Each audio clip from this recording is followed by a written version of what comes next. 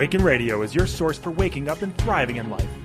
You'll get insights and ahas galore as our experts coach you to harness the power of the energy inside you.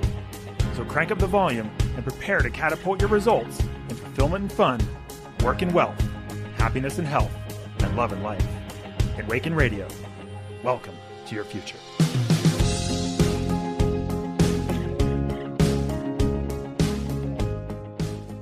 Welcome to the Awaken Radio Show. This is your host, David Morelli, and I'm here with my co-host, Alfie Thorne. Welcome to the show, Alfie. Thank you. I'm so excited to be here tonight. Yay! I know, I'm excited. This is going to be a great show. So we have a special guest for this show. Her name is Emily Anne Gendron. She is just a rock star. We'll bring her on here in just a second, but the show is called The She of God. Feminine energy is rising to empower us all.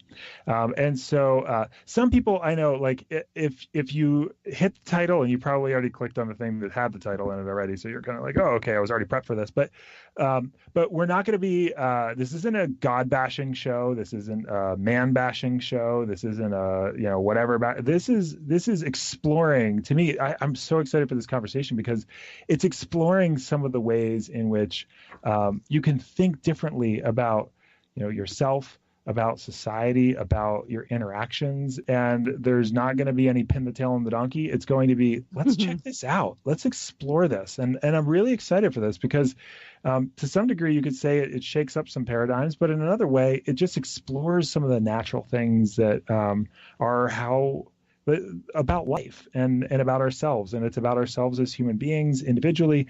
And it's about ourselves at work and how we work in the world as well. And so I'm super excited.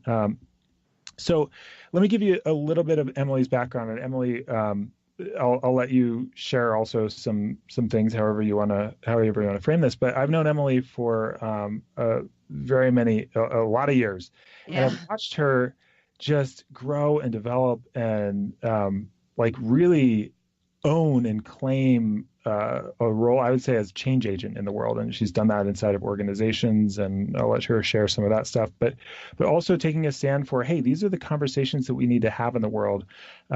She marries the best of, in my mind, the best of artists, as well as sort of a thought leader, and then also, driving change actively. So, I'll give more specifics. Emily, I'll let you talk more about the specifics, but in general, I love you as a human being and just the work that you're doing in the world. And I'm so excited that you're here and that you've brought this conversation to us. So welcome. Oh, thank you, David. That's beautiful. And the feeling is definitely mutual. And I met you at a point in my creative journey. I actually don't remember how many years ago it was either, but it was at least, it was probably like 6, 7, 8, 9 years ago. Yeah. And,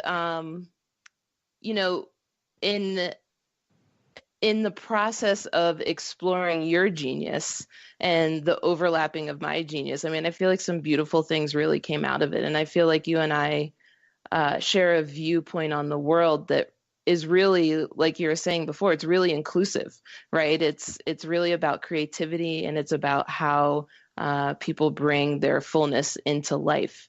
So very pleased to be having this conversation with you and Alfie particularly. Awesome. Great. Awesome.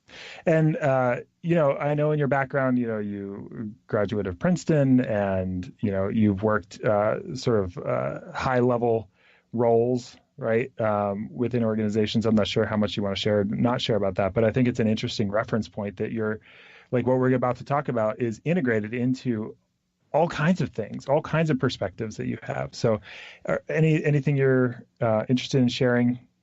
For sure. So went to Princeton, and there I studied social movements, which with everything going on here in the United States is, I've been feeling very much like I've been putting my degree to work. And it's really about how I studied civil rights and Black power. And it was really looking at this question of how from one decade to the next does something go from being culturally acceptable to not? Or how do you change an entire culture's behavior, aspects of a culture's behavior, right? And we see a lot of social movements happening right now You know, you have Black Lives Matter, you have the Me Too movement. And so it's been a really interesting time to sort of put that hat back on and look at it from a more, I guess the word isn't scientific, but from a more scientific perspective, where you look at the tactics that these groups of people are using to try and, you know, have their messages be heard.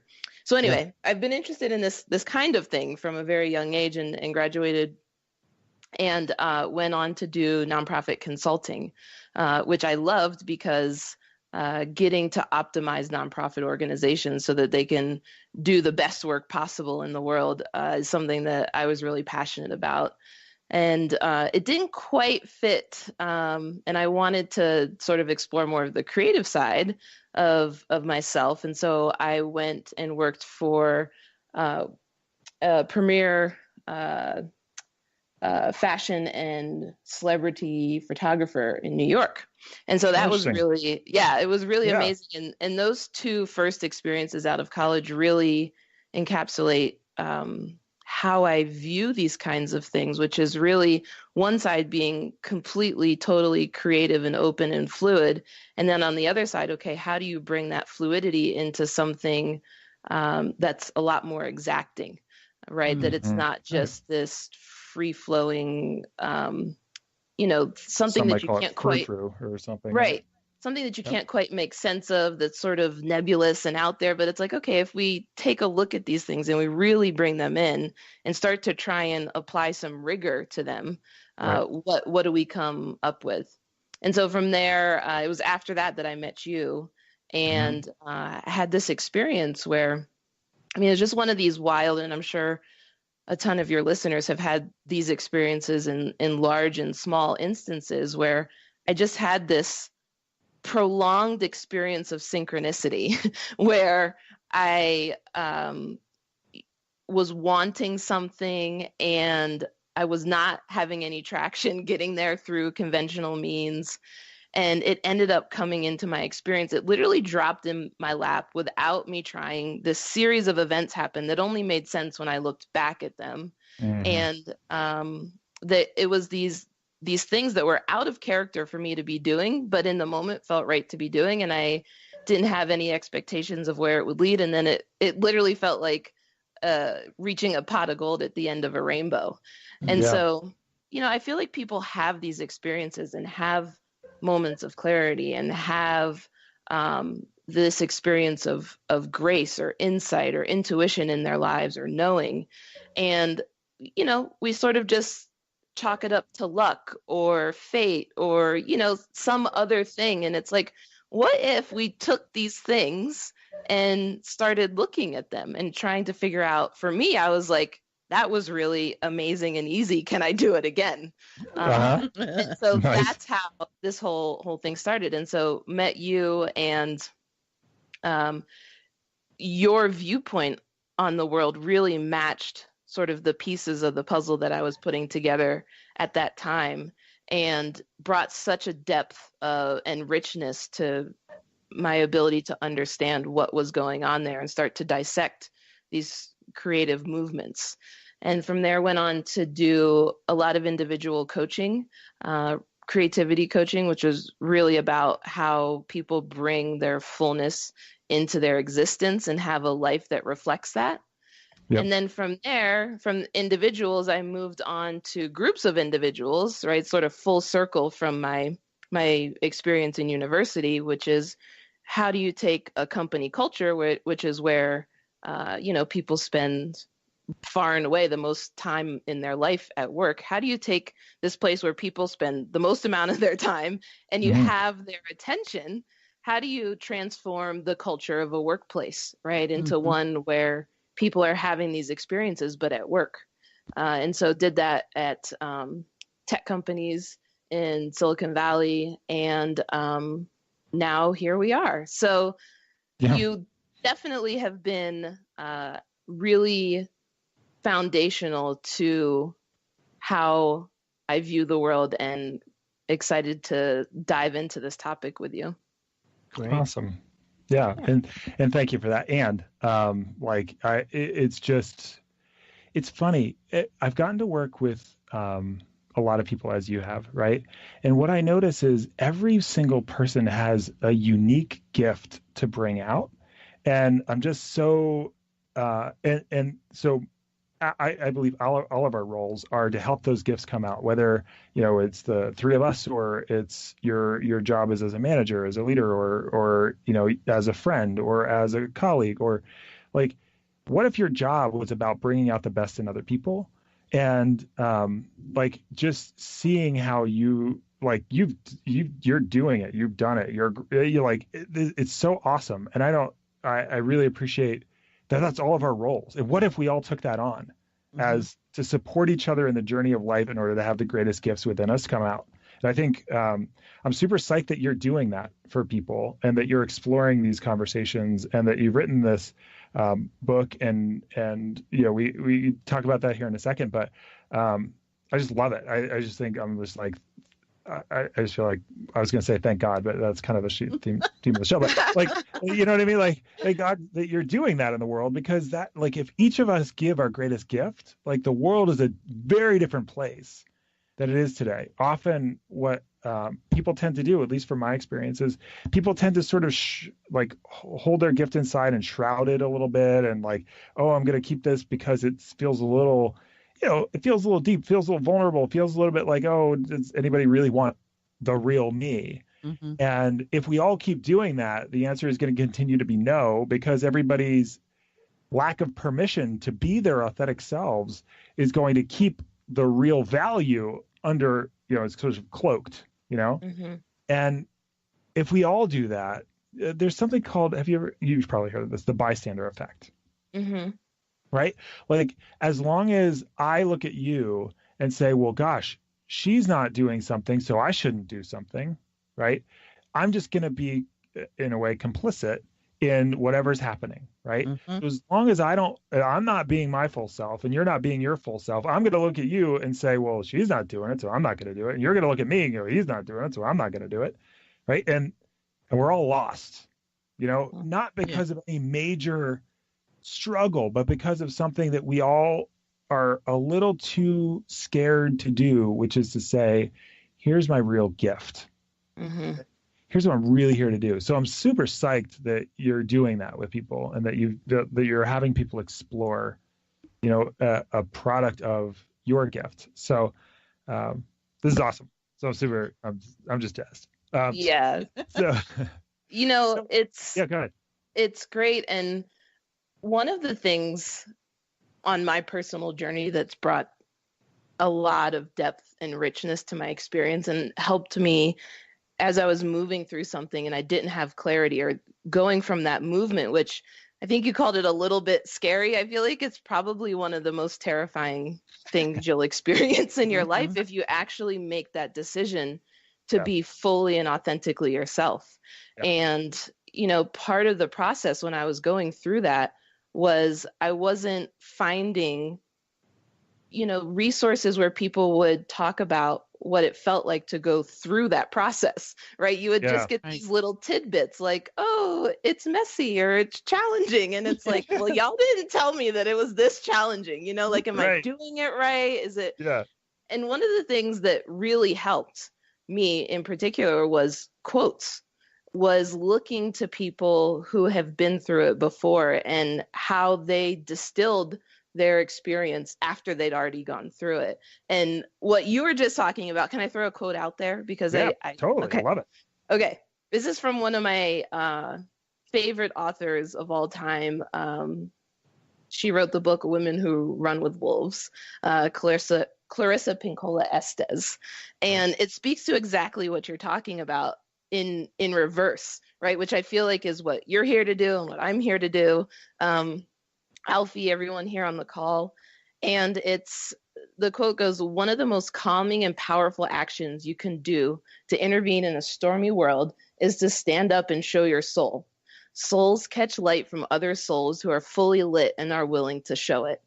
And I feel like that's really what we're talking about. And I feel like that's what your podcast gives people permission to do, which is start to explore, okay, what does it look like if I show up more fully myself in my life? And, people having companions on the journey, even if it's, in their car driving or walking or running, and having your voice in their ear. So hear to what you said. I love that. It's funny. There's a body of research. So you might know this, but I'm taking a PhD right now in basically a business administration, and so one of the research articles that we read recently was around motivation. And, to what degree do we find motivation consciously, and to what degree do we find it subconsciously? And so what they had these people do, it's sort of a laboratory experiment, was they unscrambled words around, they had action-oriented or motivational types of words in them, meaning like something like, if it was powerful, am I, something like that, you'd say, I am powerful, right?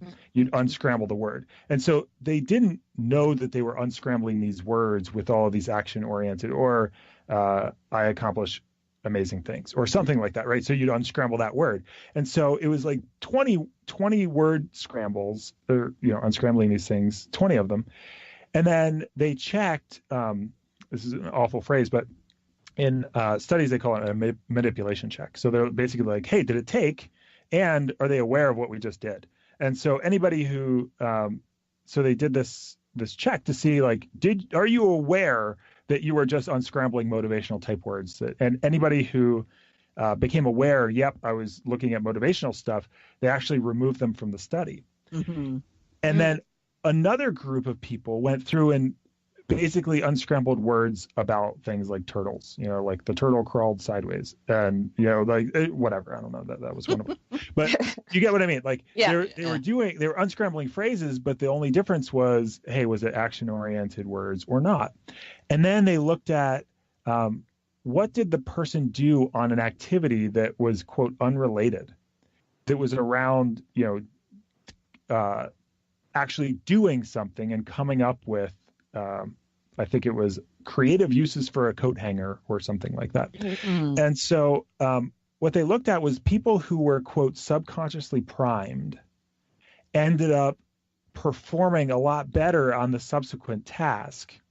But then they brought them back a day later and gave them another task to do, and they ended up performing even better on that task as well. And so what I love about your, it's a long way of getting there, but what I love about what you were just talking about is quotes can subconsciously prime us to be in a certain mindset or emotional state in our lives, right? So when you read that, and maybe this show does that as well, but when you read that, it's like, it touches something in us that has us bring out something more, right? So if you're wanting to be motivated, you might put up a bunch of motivational phrases. You might watch some YouTube videos on, like those sort of pump you up motivational videos or whatever. Like, if that's what you want out of it. If you want deeply connected sense of purpose, you might read different quotes. You might put up different words around you. You might watch different, videos that get you emotionally engaged. But what I thought is, I thought to myself, like, oh gosh, everything does that. Like the news does that. So you're priming yourself to view the world in a certain way if you're watching the news and certain types of news, right? Or if you're having certain conversations, those conversations are priming you to think about the world in a certain way. And what I love about your book is that it has elements, whether it's the cards that come along with it, or whether it's the actual the book itself. It has, you're priming your mind and your awareness in these types of sort of deeper, more integrated thoughts. And the question really is, like, what are you putting into your own consciousness in order to live your life in a certain way? And are you aware to say, what are the primings that I want? Do you know what I mean? And I love that, because it takes all of this. I mean, looking at the process of, I'll call it a process of awakening, right? Where you're moving more and more into your authentic self. because from my experience, that's what it feels like, right? Like days feel new when you're in alignment with who you authentically are, and music sounds better, right? It feels like you're experiencing the world in a different way. Yeah. But taking that big process, right? Because it's a big process, taking that big process and just having tiny little things that you can do. And what you're talking about, I think, is fantastic, which is just, I decide what I surround myself with, and it's the same as I decide what food to put in my body, which as a culture we've generally accepted is a good thing to pay attention to, right? But just taking a tiny little step of, okay, if I know that the words that I'm hearing and the music that I'm listening to and the people that I'm surrounding myself with are having this kind of deep impact on my experience, it's like, it's a pretty easy decision to make, to surround yourself with things that sort of vibrate you higher and make you feel really good and alive about yourself. Yeah. So that's great Yeah, I love because that. it's tiny. It's a little small thing that you can do that it sounds like, based on the study, has a big impact. Yeah. It's funny now that I'm thinking about it, I'm like, maybe we create word unscrambles, and every day, we send out to like a list of people, like people who want this kind of thing. Like we send out 20 words, 20 sentence unscrambles, to have people like be, anyways. But here's what so I'm holding the cards that come along with your book in my hand, and one of them is on synergistic relationships or relations, right? And it's these two people with their heads close to each other, and the word next to it is also attention. And the quote on it is, the greatest gift we give one another is rapt attention to one another's existence.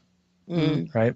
And like that rapt attention that we can give to one another, I mean, just to put your attention on that for a day, right? Yep. Is like, oh, like, how am I giving people my rapt attention today? And I know some people are not into like card decks, like, there's like the angel cards and the, Right. like all those kinds of cards. But like these are really impressively grounded in what I'll call sort of like humanity-based truth.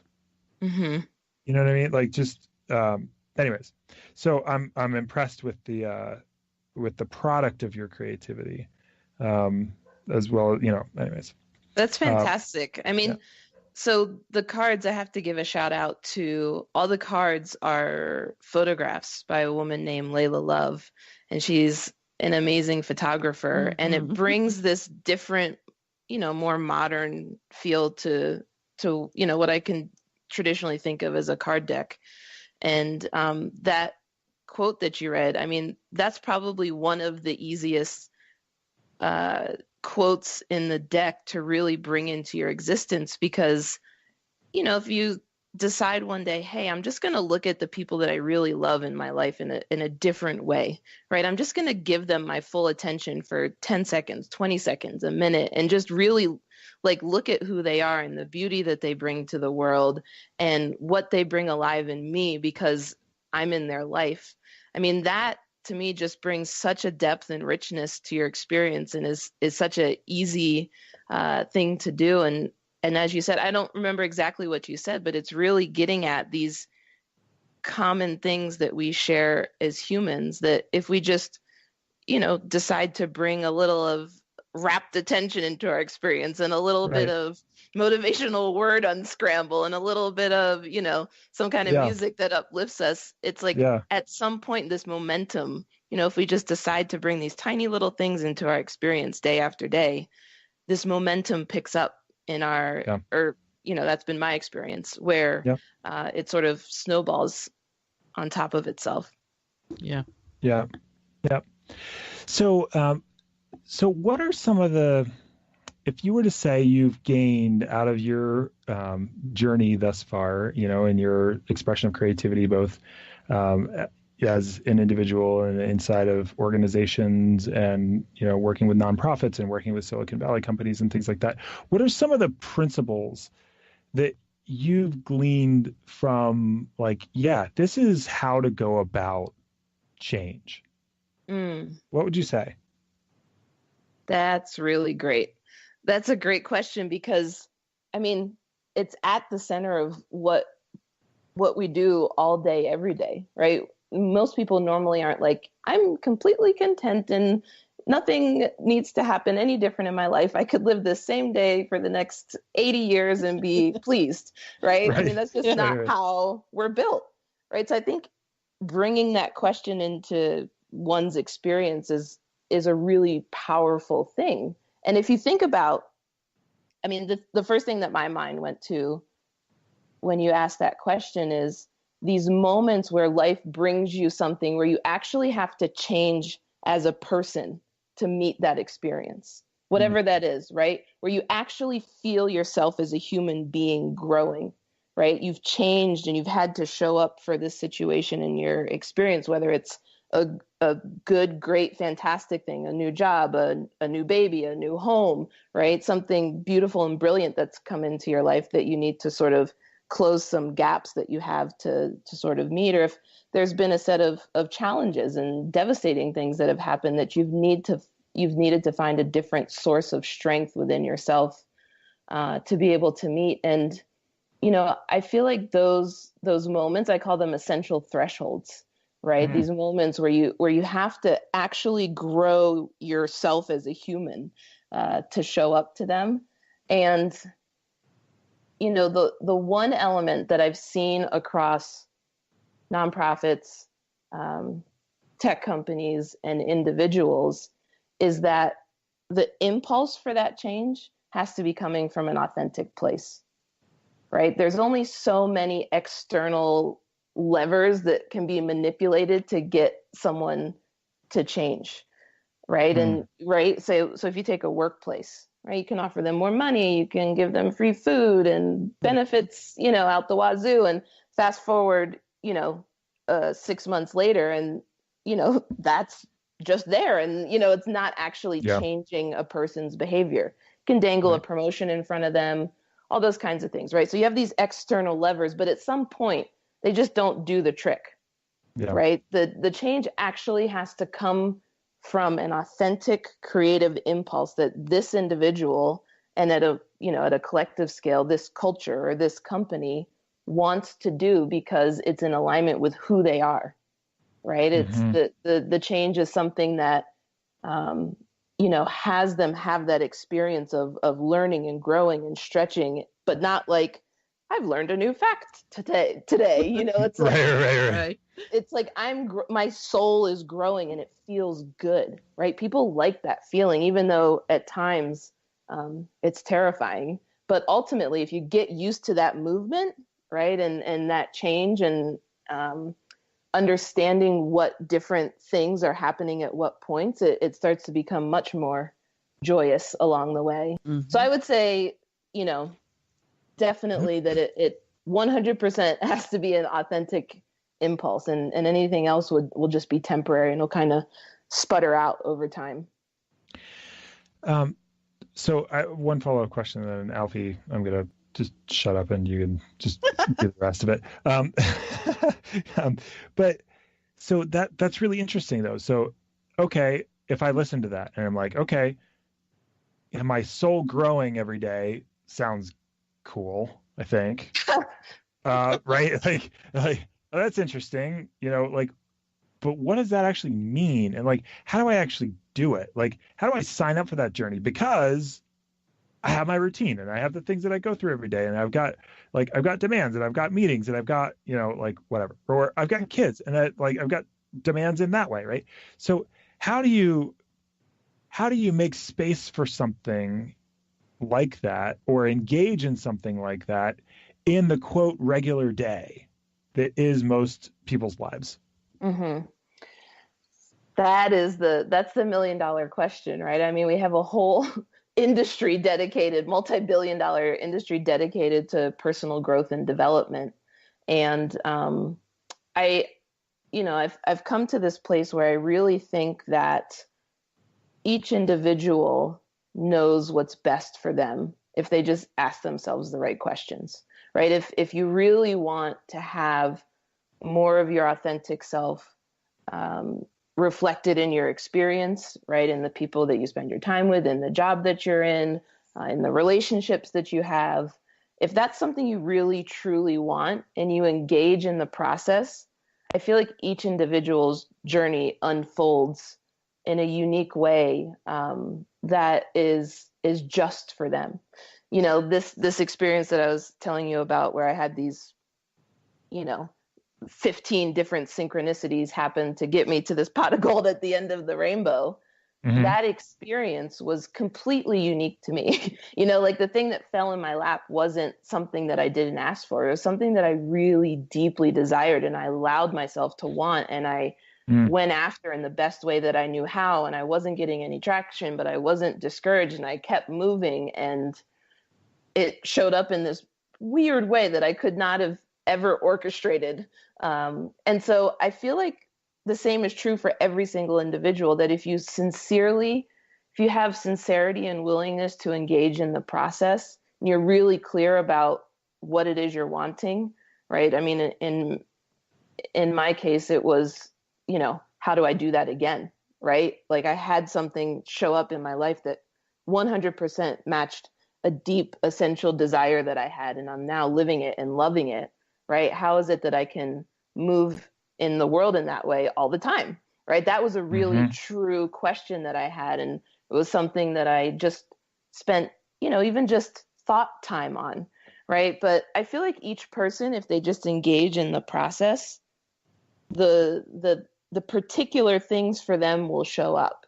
And I feel like, you know, making them small to start with is really important, and really recognizing when you've had one of those soul stretching moments and you find yourself in a different place. I feel like it's really important to just be like, wow, like the way I reacted to that situation is really different than I would have a week ago or 2 weeks ago or 2 years ago or 6 months ago. Or, you know, instead of flying off the handle in this relationship in this moment, I did something different. And instead of, you know, taking a destructive course, I took a creative course, right? Just really celebrating those small things that end up happening when, you know, if you're wanting to experience more of your authentic self in life, just putting it out there and being sincere and engaging with the process and seeing what you see and what shows up and how you respond. And I think it's really about,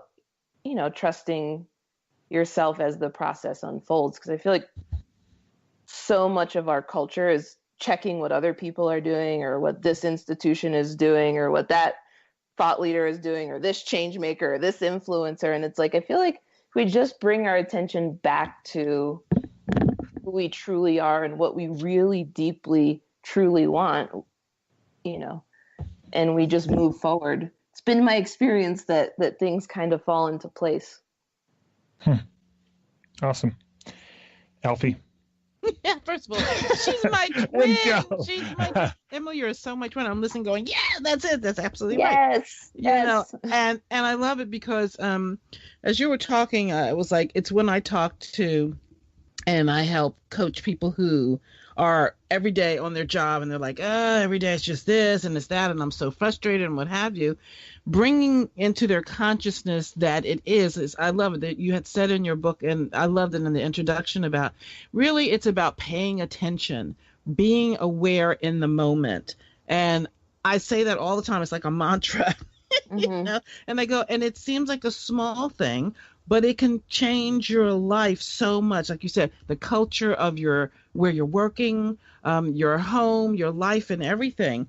And it's so important to me. It's so important to emphasize that I think people get lost trying to get to the goal and the big thing, and they really negate the very tiny little things that are the stepping stones to get everything that you say you want and need. And that's another thing. How do you address what your needs are? When a lot of people feel like they have their needs. Well, I have my car, I have my house, I have my, you know, significant other. But is that the real need of, like you said, of your heart, of your soul, even your mind, and addressing how to bring that in? Because I feel the creative and the practical go together. Yes. Sorry, I just had to take a drink of water there.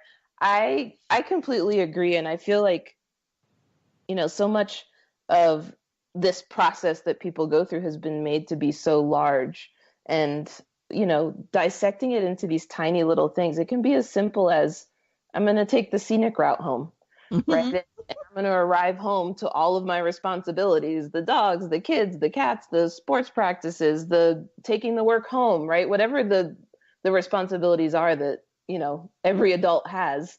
It's like, I can build in this 5 minutes where I can feel into who I am, and I can respond to an impulse I have. It's fall here, and it's like, if I see a red tree, I'm on the West Coast. I live on the West Coast now, and I'm from the East Coast. And so we have evergreen trees and we have aspen trees. So we have yellow and green. Right. If I see a red tree, I will go so far out of my way to just go and look at it, because it reminds me of, my childhood and driving through the Blue Ridge Mountains. Yeah.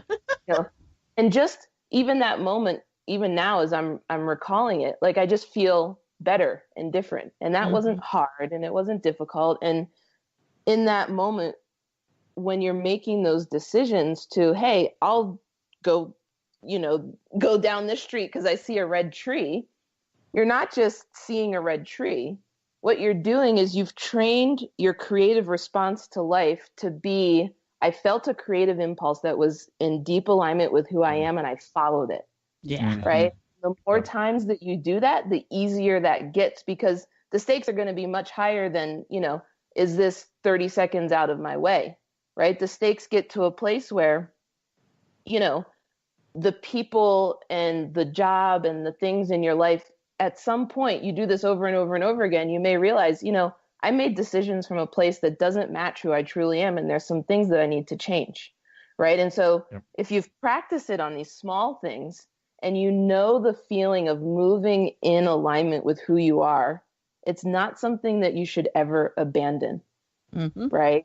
And if you do it with the tiny things and you just practice with them, it opens up more and more awareness, right? Because just the experience of doing that brings something new and different to you. And then the more and more you do it, the more and more you feel comfortable with, okay, not only is this an okay way to choose to move in the world, I actually think this is how a creative life is lived, right? Yeah. I think this is how it works, because it feels so good, right? You get so much affirmation when you move in the world in this way, because, you have the experience of the red tree, and then all the way up to, you meet your soulmate and you find your, perfect for this period in my life job, where you get to live out your authenticity in relationships and in the work that you do and in the decisions you're making and in how you spend your time, right? So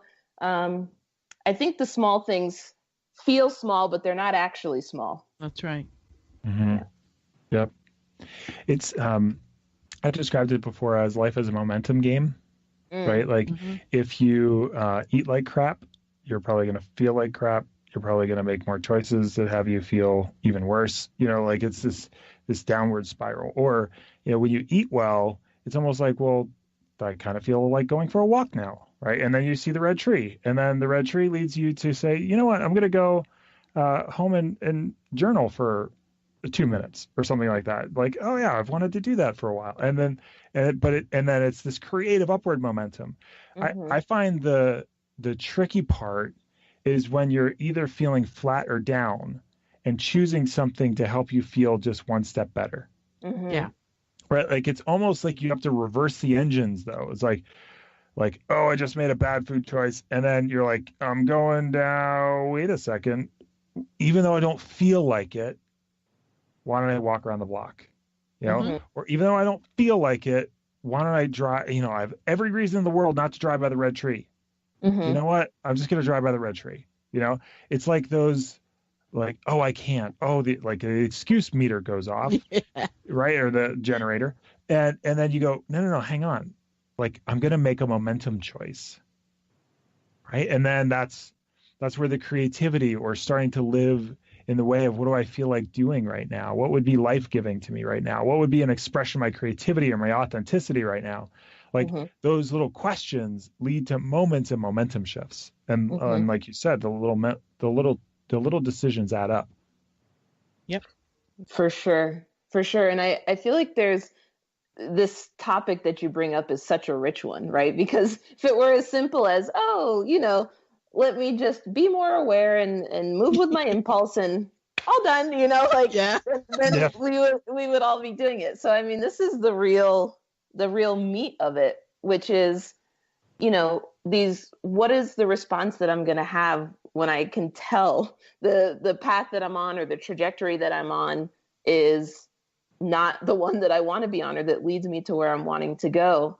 And I think that there are a couple things in here to break down. So one is, I think that momentum in this way that we're talking about it has a cumulative effect. So not just, how you would respond to, oh, I usually make healthy eating decisions and I slipped up, for a day or 2 days or whatever, right? Or a meal, right? And okay, I can get myself back on track. That's a different experience and a different type of intervention than, oh, I've never eaten healthy and I'm needing to start eating healthy now, right? And right. I've never eaten the healthy has so much momentum behind it, right? And Yeah. I feel like if people, give themselves a lot of space and a lot of care in the things that have a lot of momentum in their experience because they've been making the same decisions over and over and over again, and the people that they surround themselves make the same decisions over and over and over again. And I feel like if people understand that switching momentum is it's on a scale, and not everyone is created equally. And I do think, how you respond to it is exactly what you said. It's like how you bring the creativity into it. If it's just, I messed up this one day, going for a walk may be perfect. If it's, I've never done this and I'm wanting to do something new, it could just be, okay, one meal, I'm going to shift the momentum today. Right. Yep. So how you respond to shifting momentum, I think varies greatly based on what it is, how big the stakes are, how long you've been doing it. And I think if you bring like that multifaceted approach to it and really exert your creativity on the process and give yourself care and say, you know what, I didn't do it right today, but it's okay. Right. Because I feel like so much of what bogs people down is just, oh, I didn't do it right. Oh my gosh, I did, and you just get stuck and tense and stagnant, or you're judging yourself. And it's like, yeah, you messed up. Okay. Like if we can just give ourselves a little bit of room to shift momentum, I feel like there's a lot of creativity that people can bring to those experiences. Cause I feel like we all know when we're headed in the wrong direction. I all know it, and if we just stop pretending like we don't know it and just say, okay, I really want to shift this. And, this is something that has a lot of momentum in my life, and I'm going to diligently shift the momentum, but I'm also not going to be crazy about it, Yeah. It's almost like, don't be a purist when it comes to, it's all or nothing. It's perfection or bust, because then that one decision will kill all momentum versus that one decision kills temporary momentum. But the being a little bit generous with yourself, or caring, or, however you want to describe it, like if you just give yourself a little space and a little understanding, a little compassion, then it's almost like you only suffer for a little moment versus a lot of moments right after the mess up, right? Exactly. Don't compound the effect. Yeah, right. Yeah. I can't remember. I was talking to somebody about dieting at one point, and she goes, so I fell off the horse, but then I realized, then I ate the horse. Don't once you fall off the horse, don't eat the horse. You know what I mean? This is around right? So what are you gonna do after? Like, what are you gonna do when you're on the ground? And how, beating yourself up tends to not work, or doing more of the pattern that you're trying to change doesn't usually help. And so talk to us about, the name of your book and the co-created work that you guys did is She of God. Where did that come from? Like, how did you end up with that as this is the expression of it? Because it's kind of like, for some, it's going to be provocative. For others, it's going to feel like, for even a third group, they're kind of got to be like, Yeah, I don't get it. Like, Right. talk to me about that. Yeah. Yeah. Yeah. So this is a collaboration, as I said before, with Layla Love, and she came up with the title. And from there, what we did is she and I have worked together in the past, and so we know each other creatively very well. And you know, when you work with people like that, you sort of have a shorthand. And Yeah. we knew what we were talking about. And one of the biggest, it took almost 6 years to write this book. One of the biggest challenges is that there aren't words to describe what we're talking about. Yeah. Right? I mean, we're talking around it. We can give examples of it. You know, we have these, you know, things, synchronicity, you know, moments of clarity. But when you start to try and go deeper than that, and you start to try and understand, okay, how do I incite these experiences into my lived reality? Mm-hmm. There's no words for that, right? And so the She of God for both Layla and I is really about, for whatever reason, as a culture, we have decided that intuition, knowing, emotions are these things that have been relegated to the feminine, right? That are considered weak, right? Or are considered things to sort of, if they come up in the midst of like trying to accomplish something, you know, just set them to the side because they just get in the way. And I mean, anyone who's like, you know, Layla's a photographer, I'm a writer, anyone who's engaged in a creative process of making something knows that that's the fuel for your journey, right? Those are the things that you bring into your experience and you use to shape what you create and direct how you move. And so the She of God is one part these feminine qualities, right? But then the second part of it is, I mean, if you think about how people describe these types of experiences that we're talking about, right? Luck, magic, fate, you know, there's this mysterious quality to these things. And what you're really talking about, right? Like, again, I'll just bring up that experience of the pot of gold at the end of the rainbow. What we're talking about is I saw creation happening, right? I experienced it happening in a way that made zero sense to me and no one has ever talked to me about, right? And it's like that level of coordination in existence is like something I can't even fathom, right? I don't even understand how all of those pieces fell precisely in place to have this thing happen on the other side, right? And I didn't quite understand why the experience of it came so easily, and I didn't quite understand why it felt good, right? I couldn't put words to what had just happened. And it's just on such a level that I just don't understand how it happens exactly, that it's like, it's the She of God, right? It's creativity, right? It's creation. And when you think about, you know, what environment the universe has created to create things, right? Babies, for example, it's the feminine, right? It's this, you know, holding a big space for some potential to come into existence. And so, you know, the She of God just captures all of these things that we are seeing. One, that these feminine aspects are being shoved to the side, and we actually think they should be front and center. And then two, what that then incites in your experience are these moments and these knowings and these intuitions and these awarenesses and these experiences.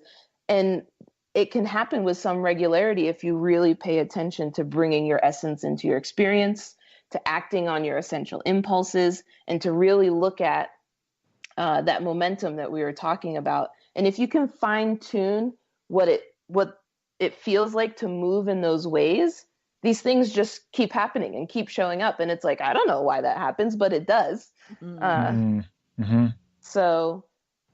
yeah, that's so awesome. The She of God. Yeah. So here's an interesting thing, right? Like you said that those types of things get pushed to the side, whether it's emotions or creativity or, you know, like however you had a lot of things sort of subsumed under there. And so if I was to say, okay, well, you know, in the world, why do they get pushed to the side?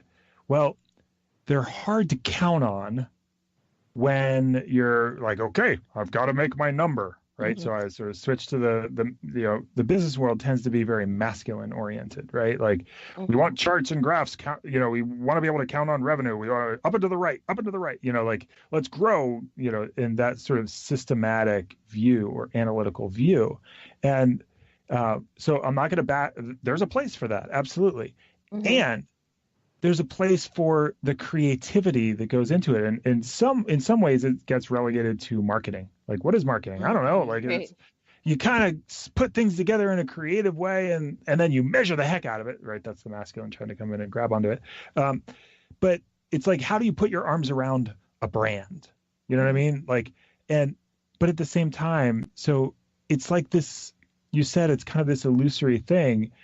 So how do you create, I would say a relationship with yourself or with your work or with your creativity or with your life or authenticity that has moments of, I guess I would call it creative emergence, like something is emerging here. And like, how do you create space for that in a world that can be dismissive of that? But if anybody, if you've tried to create anything, it's not linear. Like you can't just sit down and say, I am going to crank this out and there shall be no variation in speed, create it. Maybe you can iterate on some things, the slight tweak on something, maybe. But if you're really going to create something, it tends to be a non-linear process, right? And so I love that you're highlighting, hey, there's this other side to how we do things, to how that creation actually happens. And you got to be able to have, what I hear is you got to be able to have both, right? Like you talked about in the beginning, there's practicality, but then there's also creativity. And how do you have those live together? And, I find that actually like a fascinating, I'll call it union, because I don't think it as a dichotomy. I think like, how do you have both of these things work effortlessly in your life and take time for the tree and like make the phone call or, whatever you have to do as sort of the activity, and like, how do those work together? So what have you found is the dance that happens between, again, I don't want to call it the poles, but sort of like to just sort of help identify maybe how people experience it. Like, how have you done that dance between those two things? And what are some tips you can give people as they're opening up creatively and becoming more authentic? I love this question. I want to know your answer to it as well. So I feel like the biggest thing is to know that both are needed. And you brought this up, but it's like, let's highlight it, underscore it, put it in bold, because I feel like so much of what's happening in our culture right now, and a lot of the way that our thinking expresses itself is in this either or kind of way. And I feel like it shows up in a lot of places, so I feel like both of them have their beauty and their value in the process. And for me, it's really exploring what each of them does, right? So when we're talking about masculine and feminine energy, we're not talking about men and women, right? We're not talking about gender. We're talking about these two creative energies, right? And so the masculine, right, very driven, very pointed, can strike into something new, can I wish I would remember what culture this is in, but I'm not going to remember it. But when the women are on the inside circle, right, doing some kind of work, whatever it happens to be, and facing one another, and the men stand with their backs to the women facing outside and protect the space in which something is happening, right? And so, I mean, if you think about that, that's beautiful, right? And if you think about expressions of masculinity that you've done for other people, right, that, protecting in a very caring kind of way, right? That's an expression of the masculine. And I would love to hear you sort of talk about other expressions of the masculine and feminine. right? And then the feminine is, a lot of things that we've been talking about and more, right? Where these two qualities, if you start to sink into them and to feel into, okay, when am I in a more masculine expression of creativity? When do I just need to be like in motion, moving forward, not stopping, right? There are moments where that is the exact right thing to do, right? And then when are moments where I can really hold space, right? And be process oriented, right? If you think of a little kid who's who's angry, right? They're experiencing this big emotion that consumes them and they don't know what to do with themselves, right? And you think about a mom who holds the space for them to move through that anger and something else comes out on the other side, right? That to me is the feminine, in a nutshell. Like, I'm going to hold this space for this thing to happen and to occur, and I don't need to impose my will on the process, and I don't need to make the child feel better right now. I can let them move through it, right? And I feel like that is such a beautiful thing, and it's time as a culture we start to look at that. But I think both are necessary. And so I forgot what your question was. But you're answering it. It's how do they go together? How do they dance? How do they work together? What do you? I mean, I'll echo a lot of what you said, and probably all of what you said. I kind of see them as two hands. Like you have, like life is never fun if you only have one hand and the other hand is tied behind your back, right? Like life is more creative when you have both working together. And I see that like there's sometimes when you have to push forward and there's sometimes when you have to step back. There's times when you have to get it done.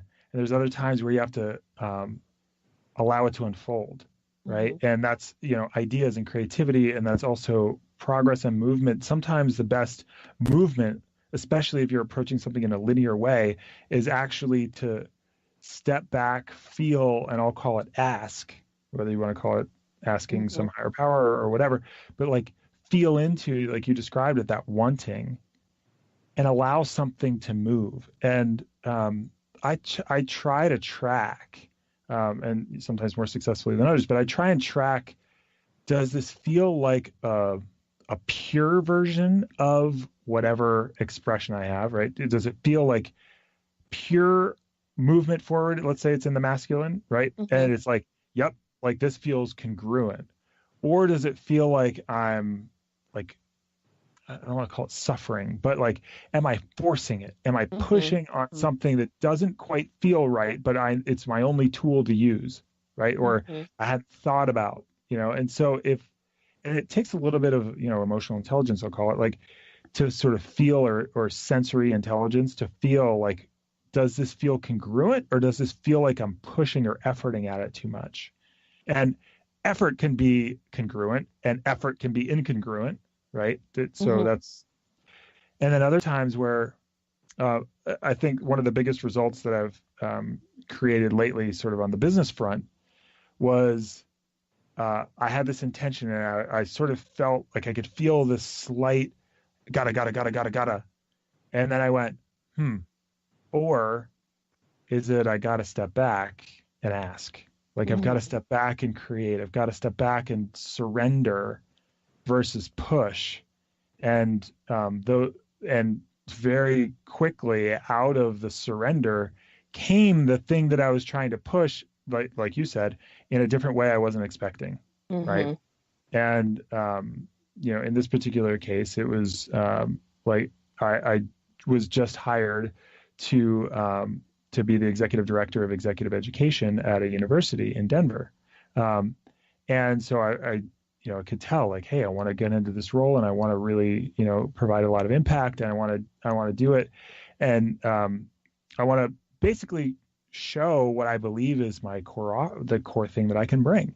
And so, but I had this little bit of franticness to it. And I was like, wait, like that's not right. And so I stepped back and, lo and behold, within days, one of the biggest opportunities that the department has ever had, is actually the largest opportunity the department ever had, showed up on our doorstep. And it was like, hey, we'd love to work with you. And here's, and it's, a lot of what we do is around building leadership for organizations, that are in communities, in the local community, but also sort of around the world. And so it's, hey, like, we want you, and we want you to, it was almost like this fully formed thing that came in that had very little effort associated with it. Mm-hmm. And so it's this interesting dance, right? And to know, when do you need to step back and open, and when do you need to lean forward and push, or to have some combination of those. But anyways, long story short, that's kind of how I feel into it. Is does this feel authentic and congruent? And if not, what balance do I need? And I've been in different aspects of my life too, when I've been sort of sitting back too much. Mm-hmm. And that also brings tension in some ways. It's like I know that I'm sort of being guided, or it feels like I should be pushing forward, but I'm scared, right? Mm-hmm. And other times, like, I'm pushing forward and I know I should be sitting back and opening and surrendering, but I'm scared about that, right? Because what happens if I stop? Mm-hmm. Like, so I don't know, that's not necessarily a great response, but like, I feel like that has some elements of something useful, but I don't know. Everybody, like you said, everybody's journey is going to be a little different. Yes, I agree. There are definitely useful elements in there. Cool. Alfie, and I know we're coming to the end of the show, but Alfie, what are your thoughts on that? To me, it's the ocean.